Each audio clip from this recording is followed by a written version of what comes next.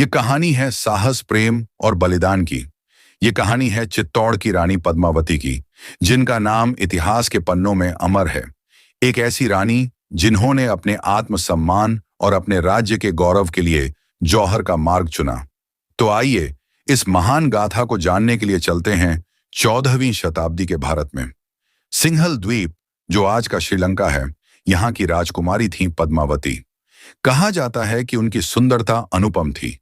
उनकी बुद्धिमानी, साहस और कर्तव्य परायणता की मिसाल दी जाती थी।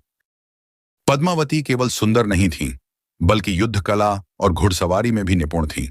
उनकी प्रसिद्धि दूर दूर तक फैल चुकी थी। पद्मावती की ख्याति चित्तौड़ के राजा रतन सिंह तक पहुंची।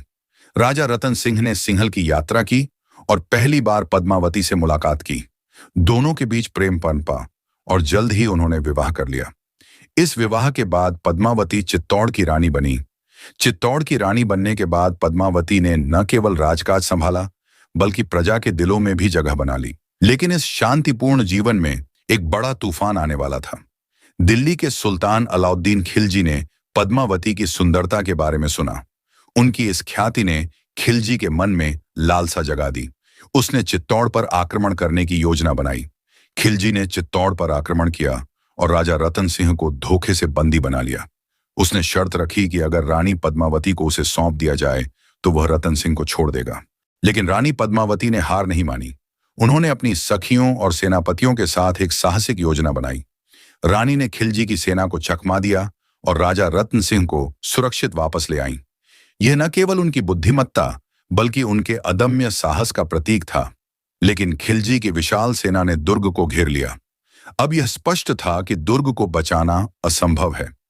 ऐसे में रानी पद्मावती ने एक ऐतिहासिक निर्णय लिया, जौहर का। रानी पद्मावती और चित्तौड़ की हजारों महिलाओं ने अपने सम्मान की रक्षा के लिए जौहर किया। यह बलिदान भारतीय इतिहास में साहस और आत्मसम्मान का अद्वितीय उदाहरण बन गया। खिलजी ने चित्तौड़ दुर्ग पर कब्जा तो कर लिया, लेकिन रानी पद्मावती और उनकी महिलाओं के बलिदान ने उसे एक ऐतिहासिक हार का एहसास कराया। वह कभी भी उनकी आत्मा को नहीं जीत सका।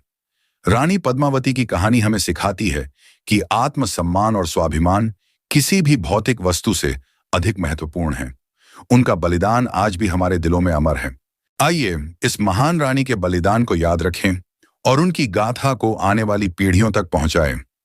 अगर आपको यह कहानी प्रेरणादायक लगी हो तो इस वीडियो को लाइक करें, शेयर करें और हमारे चैनल को सब्सक्राइब करें। जय हिंद।